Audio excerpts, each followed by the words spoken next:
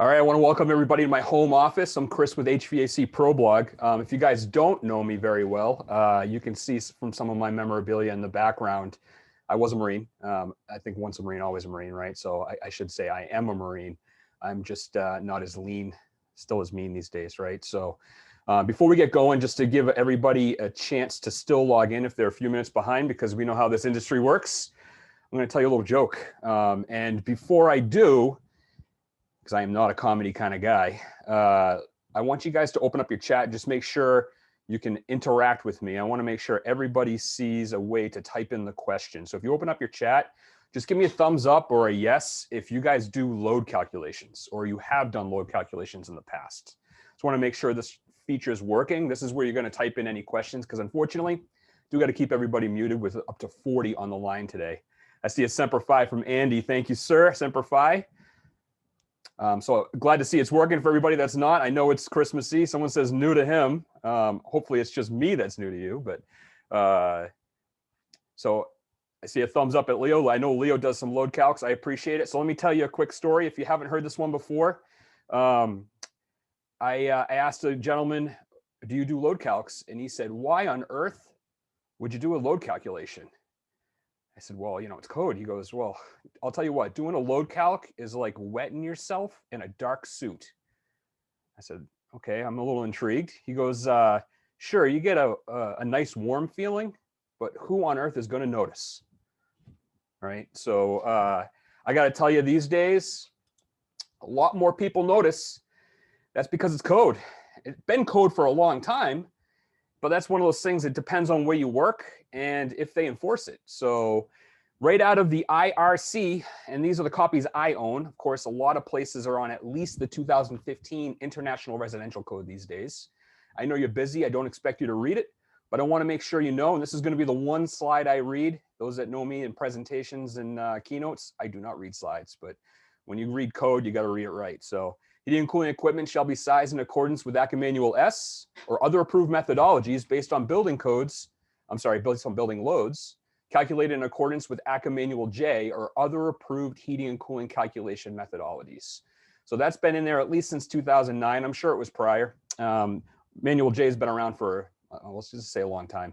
Manual J version 8 has been around for since, well, I know it's at least 2006. That's the first copy I bought. That's second edition. So, you know, most states are catching up to this, and most rebate programs you'll find. So if you're out in the New York area, that rebate program is starting to require load calculations for whole house applications.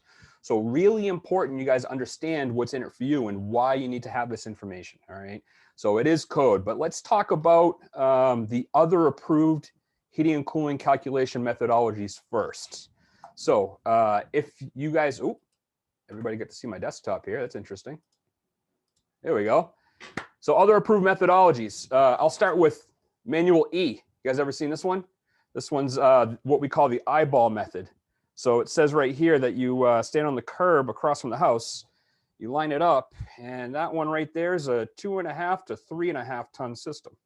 I know this is exact because I use my wife's X-Acto knife to cut it out. So I know this one's actually pretty accurate. Sometimes I don't cut them out as well. That's one method that's pretty laughable, right? Those that do wet heat, because we have a lot of that in the Northeast. I used to do one of these too. You stay at the same spot in the curb, okay? And then you do this. That's a 2 or 3 section boiler, right? You line it up. Sometimes a big house like mine has a 4 section boiler. Not the way to do it. And if you are chuckling along with me, square feet per ton, just as laughable, guys. We've all used it. I was taught that. And I'm going to tell you, it's just as close as Manual E. All right. Don't use square feet per ton.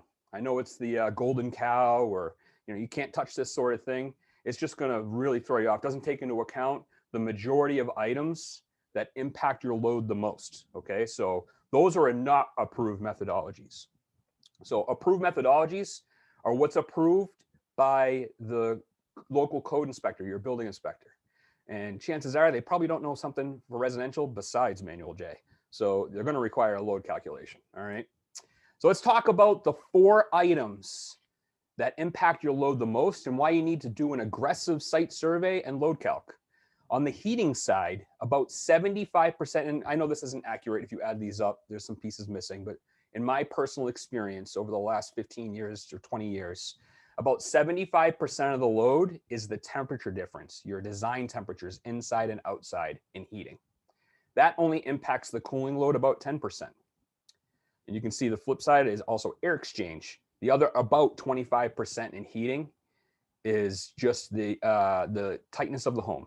Okay, we'll talk about that and how you should be measuring it. On the cooling side, solar heat gain doesn't impact heat loss, but it makes up to as much as 60% of the load in cooling. And then, of course, about 15% of the load is internal gains. Now, you add this up, and that is the majority of your heat loss and heat gain. And that's why we're going to spend the most time, and that's what we're going to talk about today when we do load calculations, okay? So temperature difference, and I'm going to cover why. I know this is a touchy subject with a lot of people. Air exchange, if you're not going to measure with a blower door what it should be, you have to start somewhere. Ideally, you're measuring this. Solar heat gain, you can't do this stuff longhand. You got to use software. I've tried longhand. I fortunately had an opportunity of being trained by Mr. Hank Rakowski, who wrote Manual J, in order to teach Manuals J, S, and D. And he made me do it longhand in order to pass that exam. And I got to tell you, even using Excel and all kinds of other calculators, it took hours. This is why you need to use software, approved software from ACCA. And then, of course, internal gains. And we'll talk about those adjustments and what's allowed, what you need to justify and stuff as we go. All right. So before I do this, basically, if you are doing a new system or a system replacement, all right, you need to pull a load calculation. You need to do a load calc and you need to submit that with your permit. And that is nationwide. It's part of the IRC. Now, whether it's enforced in your state or municipality can vary, okay? But I'm telling you right now, or rebate program, right? I'm telling you right now, they're catching on, okay? Because guess what? If you don't pull permit, most states require licenses. That's one issue. And also the town is missing out on that permit fee. So they're starting to enforce this, all right? Then, of course, your next manual after that is Manual S. That's equipment selection. This presentation today is not covering the rest of the design process. We're just covering the 4 major things in Manual J. Now, if you guys didn't know, before you do Manual D, which is duct sizing, if you have new duct work, you actually need to know where those terminals are going. So then it's Manual T and then D. So if you're following along here, easy way to remember this, and I like to think ACCA did this on purpose, it goes J, STD. Get it? Right? STD? J, STD. That's the order it goes in. Easy way for everybody to remember. Hopefully, you don't have to take the blue pill. All right. So if you ever buy a copy of Manual J, not many pictures in that thing. That's a picture of my daughter about 9 years ago. She was 1. And I was so excited. She decided she wanted to flip through Manual J, and boy, was she disappointed. I got to tell you right now, if you buy a copy, you're probably going to be the same way in the first few, well, 200 pages. It's a lot of examples and a lot of application. What you need to do is start with the appendices, all right, in the back. Read through those front to back, and then all of the stuff on the front end will make much more sense. And that's like the same way with almost every ACCA manual, all right? Most of the manual is application.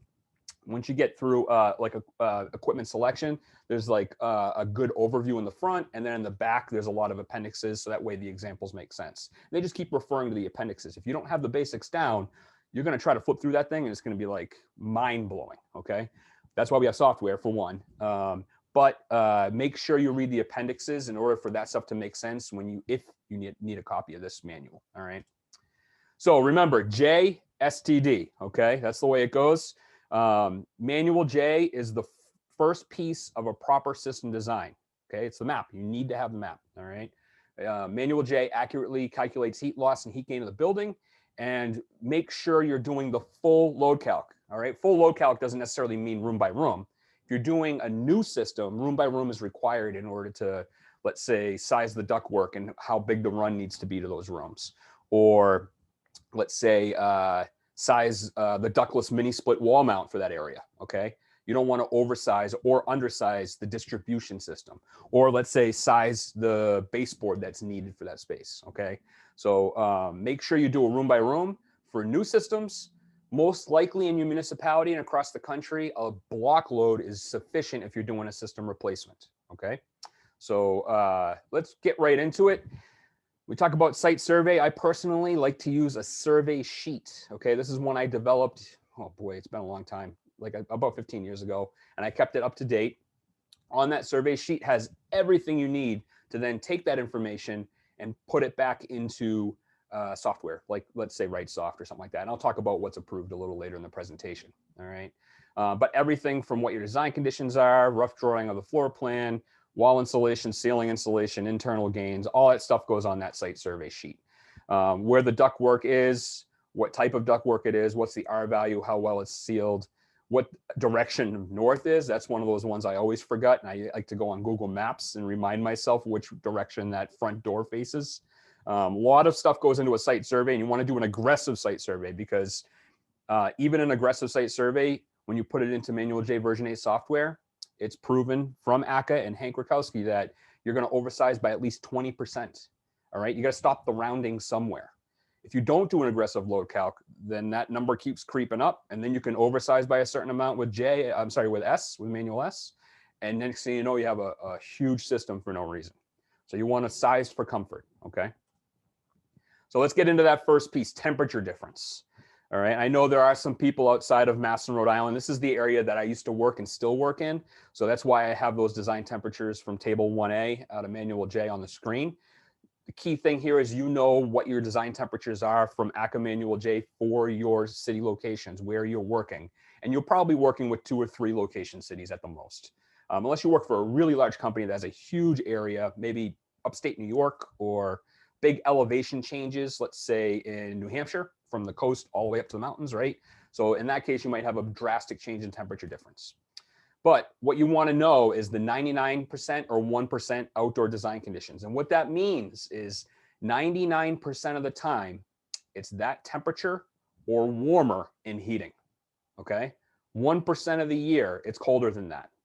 That means when you add up all the hours, it's 3.65 days total that it's colder than your design temperature.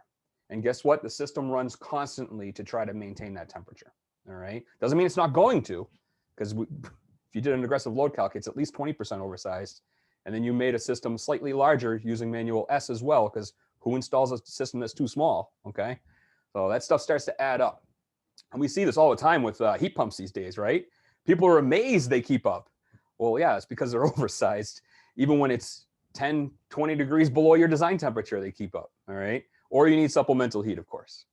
So indoor design conditions is right out of the text in the IECC and the IRC, the International Residential Code. In cooling, you need to size to 75 degrees and 50% relative humidity, all right? No plus or minus, that's it. That's your design temperatures inside, and I'll show you why in a second. In heating, it's 70 degrees plus or minus 2 degrees. So you can be as low as 68 and as high as 72, and that is it, okay? That's your inside design conditions. Outside design conditions are established by ACCA Manual J Table 1A. And you can see here, if you're working in Masson, Rhode Island, the coldest is out in, let's see, you have to forgive me. I think it's Pittsfield. I don't see Pittsfield on here. But you typically see, oh yeah, I'm sorry, -3 in Pittsfield. And the highest in cooling is Lowell at 88 degrees. So if you're sizing to 90 or 95, not code, system's oversized from the start. And remember, your heat loss, 75% of the heat loss is based on that temperature difference across those walls, windows, floors, ceiling, doors, all that stuff. It adds up real fast. And that's why we establish those minimums and maximums. So let's talk about why. All right. I'm going to tell you, I'm not going to get into psychrometrics here, but I want to just explain there is a comfort zone on the psychrometric chart. And when you plot these design temperatures for inside on the psychrometric chart, it allows room for drift in order to still be comfortable, all right? So in other words, if we are sizing to 75 degrees and 50% relative humidity in cooling, and it's really, really hot or really, really humid outside, and the system has a tough time keeping up, it's still gonna feel comfortable in the home when it's 77 degrees and 45% relative humidity, right? Or it's really humid outside in early May in the Northeast. It can't remove the moisture fast enough. It's 55 or 60% relative humidity in the space, but it's 72 in the space. That combination is within the comfort zone for the majority of people around the world, okay? Now I know Americans aren't like most people around the world. The majority of Americans fall into that space too, all right? In heating, same thing, right? So in heating, we're sizing to 70 degrees plus or minus 2, okay? And if we're not comfortable, we can always add humidity. And we do this with most scorched air furnaces, right? So oil or high temperature propane and natural gas, most central furnaces have humidifiers installed in order to feel comfortable when it's really cold out, so you don't keep cranking your thermostat up, all right? The combination of relative humidity and sensible temperature is what provides comfort for most humans. Also, you got to keep the relative humidity up if you don't want viruses and things like that to spawn and grow, okay? Mold, all that stuff. So you got to be able to control it. So typically 30 to 40% is normal in most homes. Ideally, the target is as high as 50%. If you have pianos, I would say install a separate humidifier just for the piano. All right, a little off topic there. Design conditions, really important, and it's important to be able to explain why to your homeowner, because every homeowner probably has a window unit and they got to put it to 65 degrees in order to feel comfortable because it doesn't remove the moisture, all right? They've never experienced central air conditioning, okay? Or they think it's like the chiller down at the movie theater. It doesn't work the same way, right? Now, what happens when we cool the air too much, all right? When I turn it down to 67, 66, sure, most refrigerant-based systems will freeze, okay? But we'll also have that beer can cold effect in the space. That's not good. That's when moisture actually appears on the outside of pieces. I've seen it on ceiling with wall mounts in a space, right? I've seen it on ductwork. I've seen it in ductwork. I've seen registers dripping. The most amazing things happen when you get below your design conditions, okay? There's a reason for that, all right? And think about this. If those that are on the technical side, why on an air conditioning do we always look for about a 20-degree delta T across a coil? Because at our design conditions of 75 degrees and 50% relative humidity, the wet bulb temperature is 55 degrees. So if it's 55 degrees or less, it condenses, okay?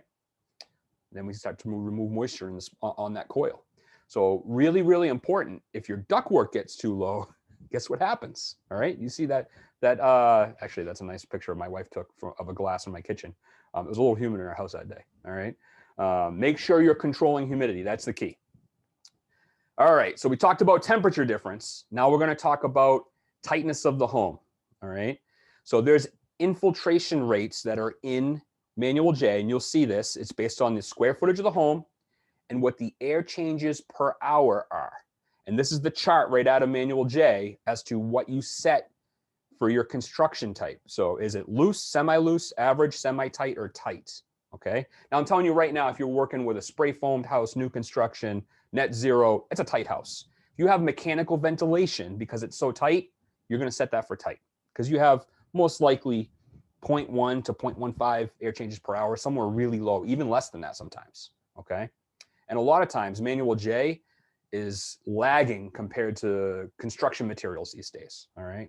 Now, this isn't a home performance presentation. Just keep that in mind, though. If you're doing a lot of new construction or tight houses, make sure you know what you're doing when it comes to tightness of the home and what the target air changes per hour are, okay? And that'll be tested many times throughout the construction process. Most of us are doing retrofits on existing homes, all right? Now I'm gonna tell you the right way. Gotta buy a blower door. And if you're doing a load calc, you should be testing air changes per hour. And I know everybody probably just laughed, all right? I got 40 people on here. Luckily, all your videos are off for the most part. I highly recommend you do this. And this means probably not doing it on your free sales call, but going back and testing the home before you finalize the size of the system, most likely, okay? So company I used to work for did this after we sold the job. We want to confirm the air changes per hour. We have a signed contract. Let's go back and test the house to make sure things are going to work right. If you don't test the house, you have situations where you over or undersize systems because the load calc, especially in heating, could be plus or minus 20, 30, 40%. All right. So it's a wild ass guess. All right. If you don't measure, just like superheat and subcooling or volume of air with a ducted system or the temperature difference with baseboard heat. If you don't measure, it's a wild guess. So really important. Okay. Now, if you're not going to measure, you need to have a great starting point. All right. So what I did was I cross-referenced the study of air tightness of US dwellings back in 1994, done by Lawrence Berkeley Laboratory, with the air changes per hour chart in Manual J. And most of the homes that were not weatherized, that were just normal construction from 1950 and older, fell into the loose category. Semi-loose was 1950 to 1994. Average was just a new home, 95 and newer. Energy Star homes were semi-tight, not necessarily needing mechanical ventilation. Tight houses were passive or new construction homes that were net zero, requiring mechanical ventilation. And I do see some of you guys adding some questions in the chat. I'm just going to address those once I get through the presentation here. So please hang in there so I can get your questions answered, okay? So tight for a new construction. You know, if you hear things like spray foam, mechanical ventilation, things like that, that's probably a tight house.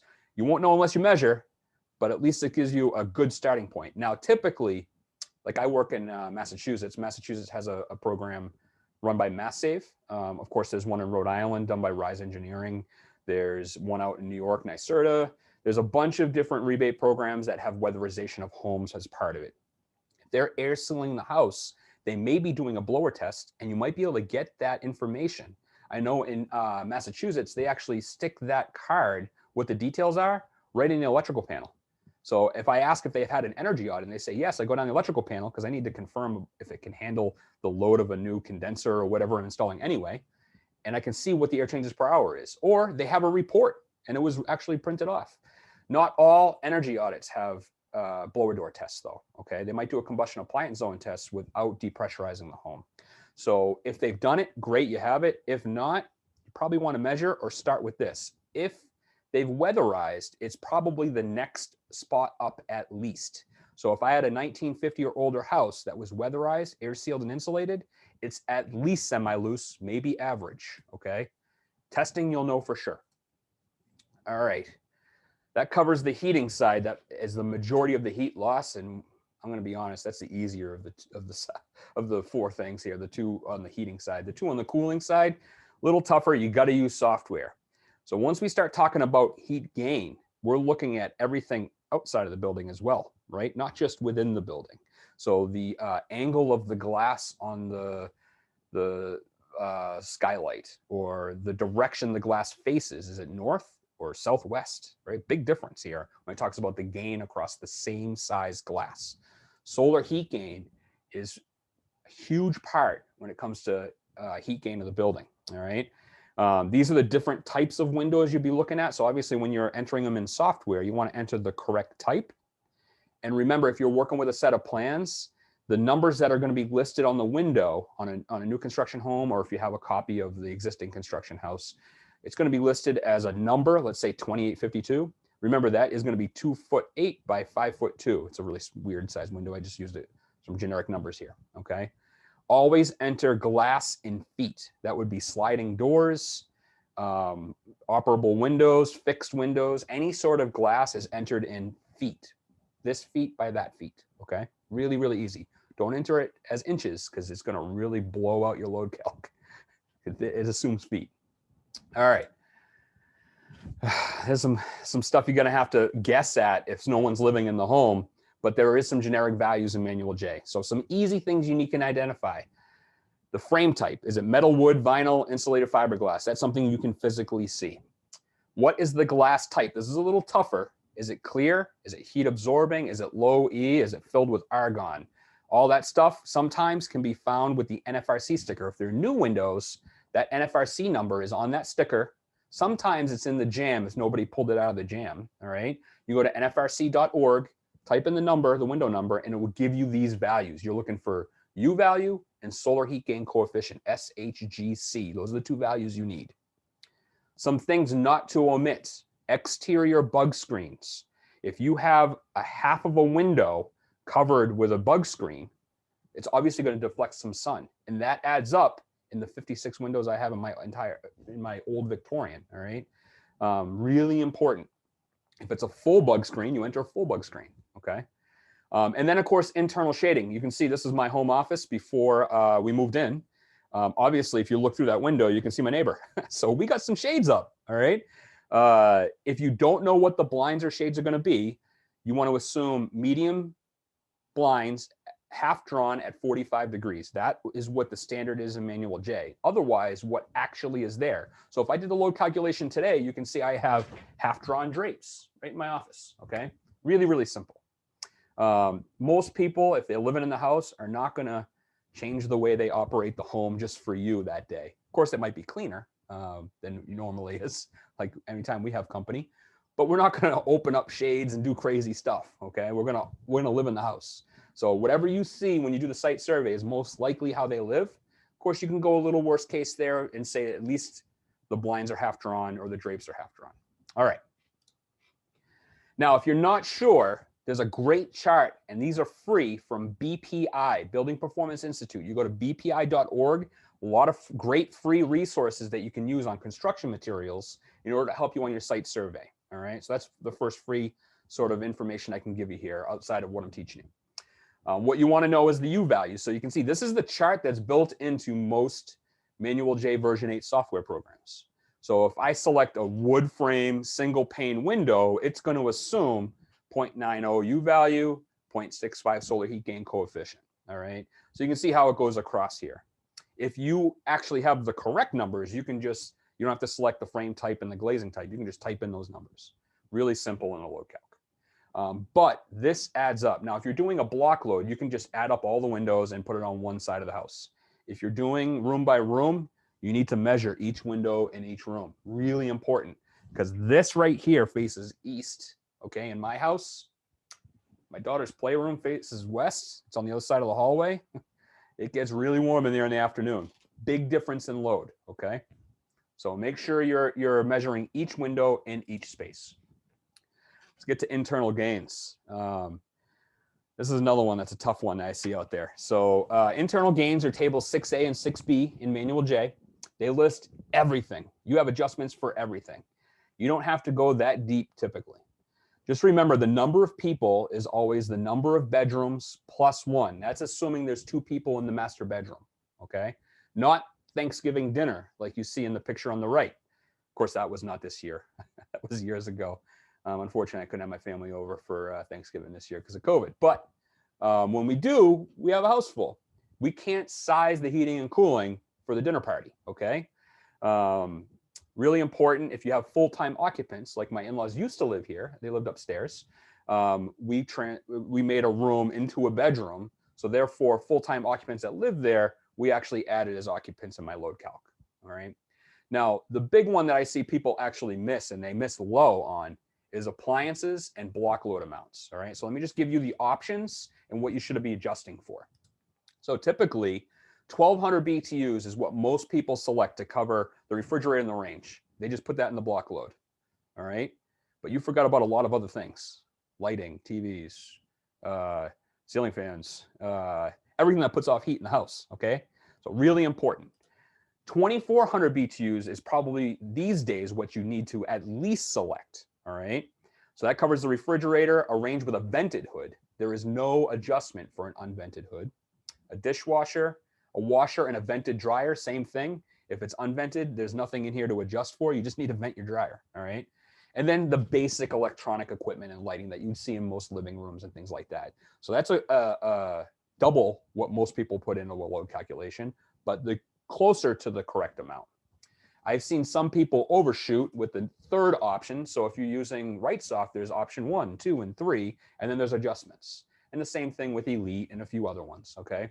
Number 3 is the same thing with 2 refrigerators. Guess what? Most houses have a freezer or an additional refrigerator. Maybe there's a smaller one down in the man cave, or, you know, all those options that you see in homes. If you're selecting anything above 2,400 BTUs, I'm willing to bet the local code inspector is going to want to know why, what was in addition, all right? So make sure you either take pictures or you document what the additional things are that are not included in your load calc. Now, in your option number 2. Really important here. If you're doing a block load, that's easy. You just add it, done. If not, you got to make sure you put, let's say, the 1,200 BTUs or the 2,400 BTUs in the kitchen, and then you add the adjustment for the other pieces where they're at. And that is only if those devices could be on during peak demand. So usually across the United States, that's somewhere between 3 and 6 p.m. All right. If it's going to be on, then you adjust for it. If they're not going to be on, then you don't adjust for it. So really crazy lighting in your bedroom, probably not going to be on between 3 and 6 p.m. I guess you never know, but I still wouldn't adjust for that in my load calc. All right. Really crazy can lights that are halogen in my kitchen on a dimmer. I'm going to turn that on because I'm probably going to be in the kitchen between 3 and 6 p.m. Okay. Or an entertainment room that has a plasma TV. Hopefully those things are gone these days. They throw off a ton of heat. Or a crazy speaker system. Gaming room with closets that look like most IT rooms. You're going to want to adjust for that. Really important. A lot of things that people miss: ceiling fans. Ceiling fans almost put off as much sensible heat as a person. All right. You want to add those to the specific rooms or just to the block load if it's the whole thing. All right. And some of the obvious ones I see added for 5 100-watt lights. Like I was talking about those canned lights. And you know if they're LED or not just by getting within a foot with your hand. You can feel it. All right. The heat coming off is crazy. It's because 5 100-watt lights put off 1,700 BTUs. And if you don't adjust for that, you're going to be warm in your kitchen like I used to be in the condo we used to live in. Obviously wasn't adjusted for. You turn that light switch on and oh my God, you start sweating in the winter. Okay. So adjust for that. Obviously you can see ceiling fans, 250 BTU sensible. If you have a cooking range not equipped with a hood, there is an adjustment of plus 600 latent BTUs. That's a lot when you talk about return air in a kitchen, and make sure you add ventilation, right? So that's one way to do it. You can add the ventilation, not have this additional 600 BTUs of latent. So really important to look at the pluses or minuses here. So in order to do this math correctly, especially on the cooling side, I'm going to be honest, on heating, it's plus or minus in temperature differences and U values. You can do that in an Excel document and get the same number any of the software it comes up on. On the cooling side, you got to use software in order to get all the information needed to size the equipment correctly. All right. So RightSoft is probably the most popular in the Northeast. Their headquarters used to be in Lexington, Mass. I've been there countless times for training, and they have a great trainer. All right. If I personally was to do a load calculation today, I probably would use RightSoft. If I had to start and I didn't know anything, I probably wouldn't start with RightSoft because there is a lot of back-end menus and a lot of selections. If you don't use it any day, just like any other software or tool, you're going to have a tough time figuring it out without the training. Okay. Same thing with Elite software. RightSoft is more like drawing a floor plan. That's what I like to see. I'm more of an AutoCAD kind of guy. Elite software is typically set up more like a checklist. You add the wall, the windows, the door, etc. on the wall. You add the ceiling, the insulation, skylights, things like that on the ceiling. So it's more of a worksheet. Same thing with AdTech. All right. So those are the three, I'd say, largest system design software. They have additional modules for Manual S and Manual D. You can pay extra for. All right. The two on the bottom left, actually, before I talk about those two, Avenir is relatively new. It's 3D modeling. It's a little expensive, but if you're doing a lot of new construction homes, it's really easy to pull in that 3D modeling done by building firms and get the loads that you need. So that's one that is ACCA approved. Most HVAC contractors don't opt for the 3D modeling for obvious reasons because it's not really a huge need for us. All right. The two on the bottom left here at, let's say, what's that, 6 o'clock and 8 o'clock? CoolCalc. CoolCalc is actually free to use. The only time you have to pay is if you want to print a report off. There's packages that you buy. It was developed by a guy I know really well over at a carrier distributor. I actually gave him some calculation spreadsheets and stuff to help him. And I set him up with ACCA to get it ACCA approved years ago. And they've done a great job with it. All right. I've used it. Actually, they use Google Maps. It's really easy to do a block load, not so easy to do room by room. Okay. But that is free to use to get something close. They actually pull in assessor data information and give you a generic value that you then can go to the house and adjust based on what you actually see there. Obviously, if a house was weatherized, you have to look at the insulation and the windows and things like that that may not have been original when the house was built. For instance, my 1880 house, right? So I used CoolCalc and it said I needed 140,000 BTUs. When I actually did a real load calculation, I needed 72,000 BTUs. So twice the size, really important you go into the details. Of course, we had it weatherized. Carmel software is one that is an app-based software. I use it on my iPad. It is an initial one fee. I think it's like 250 or 300 bucks, somewhere in that range. Really easy to do a block load. It's worksheet style, okay? But you then could do a room by room and it pulls information out of the block load to make sure you didn't miss any rooms. It's a little tougher because it is worksheet style that way, but I have gotten accurate loads using Carmel and it is ACCA approved. No matter what, whichever one you choose here, make sure the reports have that symbol on it, powered by ACCA Manual J, not based on ACCA Manual J. That symbol in the middle means it's ACCA approved and it's within the tolerances that Hank Rakowski set forth in Manual J, all right? And that is most likely what your code official and your rebate program is looking for, all right? If you're not sure if your software approved, of course, when I make this slide, that's a static picture. That software list could change tomorrow if they approve something. Just go to the acca.org website, click on standards, click on ACCA approved software, and there's links to go to all of the ACCA approved software in that list, okay? So just to give you a few sample reports here and information you're looking for, this is what's printed right out of Carmel. So you can see the company info, the client information, and then your load summary right on the first screen. So in this instance, actually this I think was my house. You can see here, total building area is 3,800 square feet. The load was just over 3 tons and my heat loss was 93,000. So as you go through, the next page is going to give you all of the details broken down. And this is really important if you're looking at a report to make sure you didn't miss anything. So as an example, if I had skylights and I see 0 on skylights, I know I missed it, all right? Or if I'm putting in a ductless system and I have heat gain or heat loss for duct, I know that I'm missing that. I didn't make that adjustment, okay? Really, really important. And then of course, same thing on the heat loss side. If I have, let's say, humidification load in the winter, I want to adjust for that. All right, really important. The key numbers you need to take away are obviously total cooling and total heating. That's the information you need to size the system. On the cooling side, you need to pull out the latent and the sensible that add up to your total. Okay. They do, every single Manual J version 8 software does provide, that's approved, an AED graph, that's adequate exposure diversity. And if your peak during your peak demand, let's say 3 to 5 p.m. typically, not always the case, you might have a peak demand in the morning because you have a lot of glass that faces east or something on a lake, all right? But if that peak rises above the average of 1.3 of your load, that suggests that that house needs to be zoned. A single zone system is going to have trouble sometime throughout that day. Really important, all right? This is a report out of RightSoft. So RightSoft, and I don't have one for every single one. I covered 3 of the typical ones that I use.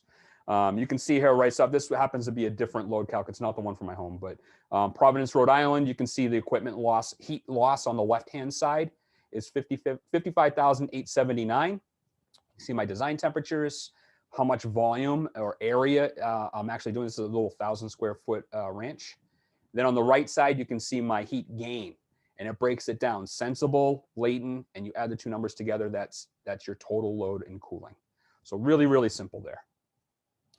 Now, what you need to do is keep track of this in order to not go back and make mistakes afterwards. Me personally, I used to have this little scorecard. I'd write in these values when I was designing a system for the load calc, and then the information I need as I walked through Manual S, and then of course the pertinent information that applied to Manual D. So I had a quick reference for the job folder. All right.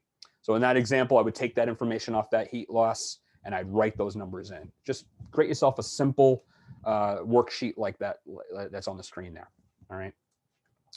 So I'm actually going to close out the Manual J portion here before I talk about some free and paid resources that are available to you with a quick story. All right. So like I told you at the beginning, or if you started late, if you don't know, if you can tell by some memorabilia in my home office in the back, I was a Marine and I still am a Marine, right? I'm obviously not active or reserve anymore. Unfortunately, I'm slightly disabled, all right? So, but I'm gonna tell you a quick story on how they teach Marines land nav, all right? So they don't do this in boot camp for obvious reasons, They do this during Marine combat training at Camp Geiger on the East Coast is where I went, all right? So Camp Geiger, they wait till nighttime, all right? And they hand you a compass. If you guys didn't know, if you never used a compass, there is the military versions that light up. It is like glow in the dark, that line where you shoot the azimuth, all right? And you shoot to where you're going, you look down and you can see that the dial lights up. It's like glow in the dark, and you can follow the correct direction. That's how they work, all right? Now, coming from Massachusetts, I didn't have a very outdoorsy kind of family. Nobody taught me how to use a compass.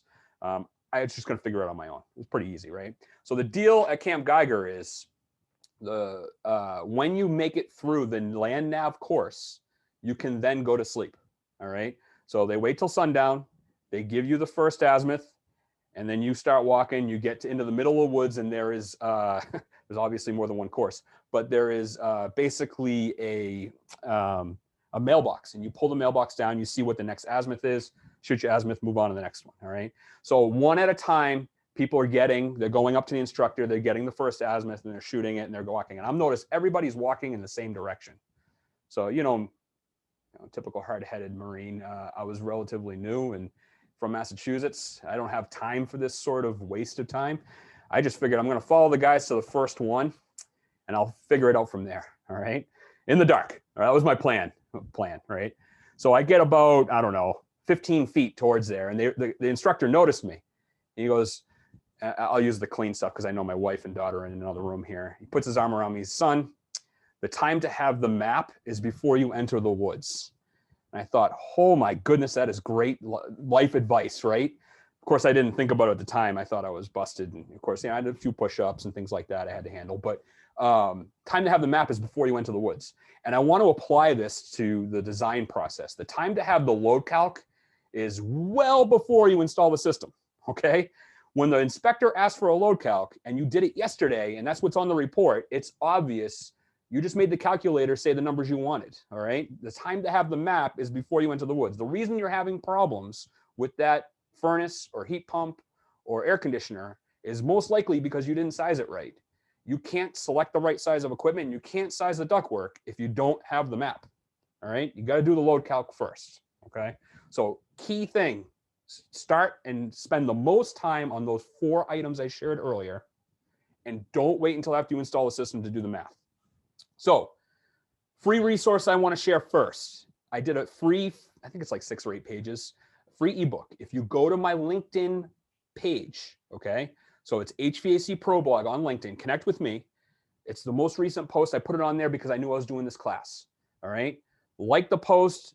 Mention in the comment you want the book, just like it says in that short video that's on there. And of course, I've shaved my beard since then. Actually, I think a beard makes me look a little younger. Maybe I should grow it back. Comment that you want the free resource, and I'll direct message you the free resource, okay? It's just a way for me to provide that resource to the people that actually want it, and obviously to get some likes on my page, okay? So that's number one. And that's actually going to walk you through what an inspector looks for a load calculation on a permit, all right? So I've actually had many contractors work with me locally here to work through problems with building inspectors in Massachusetts. And what I found was they all look at the same things, and what they're looking at and how. I put it all into that free resource for you. If you were a code inspector and you're not sure what you're looking at, I highly recommend you get this. So that way you're on the same page as everybody else in most states, okay? All right. Now I want to talk a little bit about how training in HVAC is a bit broken. Don't get me wrong. This was a class I did in New York, and of course I've done classes around New England for my blog. I love big rooms and filling the room and charging people $200, $300, $400. All right, that's a great payday for me. Not the best way for you guys to learn and gals to learn. Okay, I'm basically spewing all this information. Let's say you forget 80% of it, and you may have known a certain other percent, and you might be able to apply a couple percent. Not the best way to learn and actually put this process into place for you. So when COVID hit, obviously I'm not able to host classes like this for obvious reasons. So back in June, I transferred all of my course that I typically offer in person for system design. It's usually a 4-hour class. I recorded modules and I put it on Patreon, all right? Patreon is a monthly subscription offer. And I want to show you, there's 3 different levels, but the elite level, which is $75 a month, okay? provide you with the entire system design course that I usually teach in person, with downloadable PDFs, additional blogs, and all the extras, okay? It's usually a $349 value that you have access for that entire month to, all right? Also, you'll get a 30-minute one-on-one Zoom meeting with me. And typically what I do is most companies across New England are purchasing that. They're sharing the login with their sales team. And then we schedule a 30-minute follow-up monthly to help address and implement what they're learning, okay? So I think this is a great format for the sales team to learn, and even sales managers, installation managers to learn, or your company to learn, all right? Obviously, you're able to influence the content I put out. I do put out a recorded monthly training on top of this. It's just a design topic of my choice, basically what I'm getting a lot of questions on, and then a monthly blog as well, and access to these resources that I've pulled and assembled over the last 10, 15 years. So I do have a simple guide to low static duct design, some templates for maintenance contracts, PDF resource and video for rules of duct design, that load calc site survey form I showed earlier, and that system design scorecard. They're also easily accessible there. So just to give you an idea of what I've done since June, some exclusive blogs range from, 5 toughest things about running your business, how to handle scheduling during peak demand, how to create a actual sales goal per each salesperson.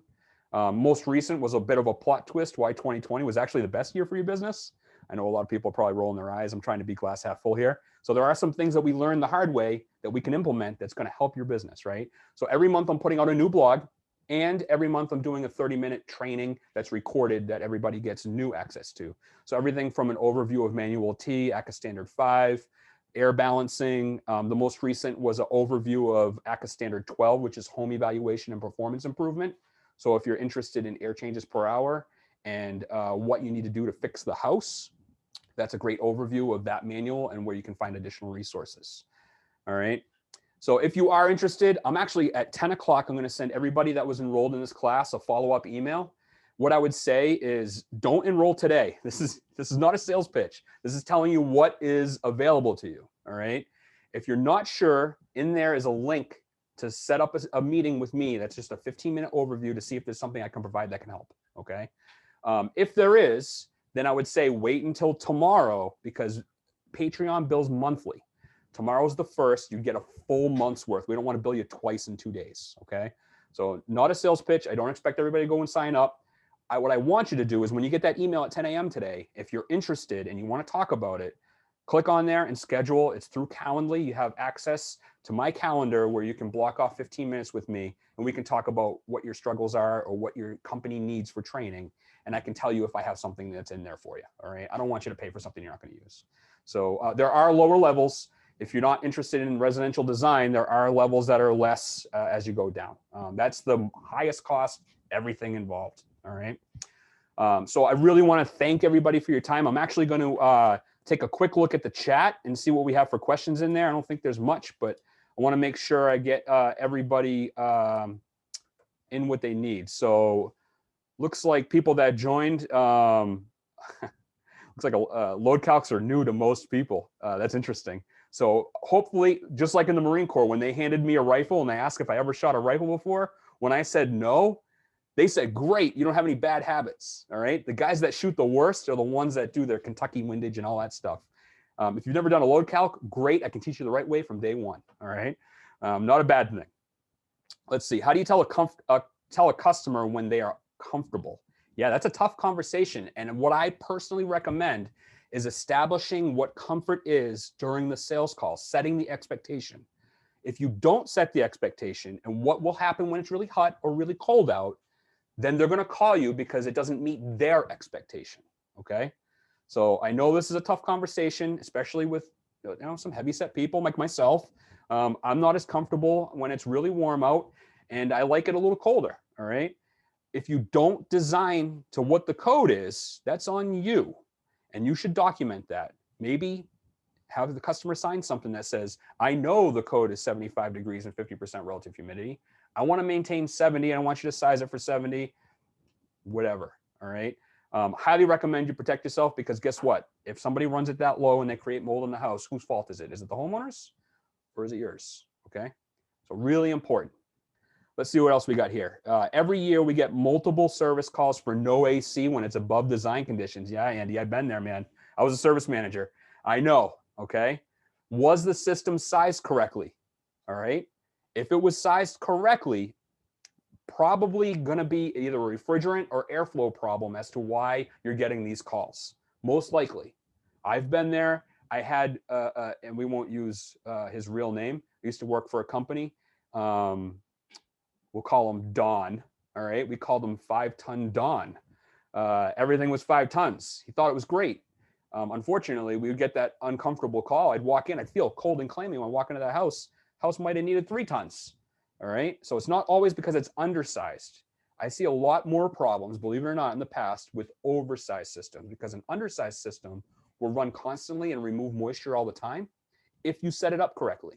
And part of the design process is knowing what that volume of air needs to be to remove moisture, and then commissioning the system to actually deliver that volume of air. Then you adjust the charge, right? Based on that volume of air. It's always that level of quality installation and the design process. But I know there are unreasonable customers, and we size that system based on the house today. Houses change, okay? So really important, you set that expectation up front. I use 97.5% for my design load, not 99. He said, how much of a difference does it make? Well, not to be a smartass here, but it makes a 1.5% difference, right? But that's 1.5% across every device in the house. So every window, wall, door, ceiling, all of that adds up, okay? So, you know, 97.5%, actually that might line up with ASHRAE design conditions. That may work well for Manual N, that's commercial. For Manual J, which is residential, you should be using the 99% design temperature.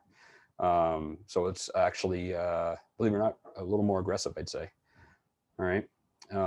So I'm willing to bet, Rich, you might be undersizing some systems, but then when you combine that with the oversizing that's built in and equipment selection with Manual S, you might not be having a system design problem still. It might work out on that end.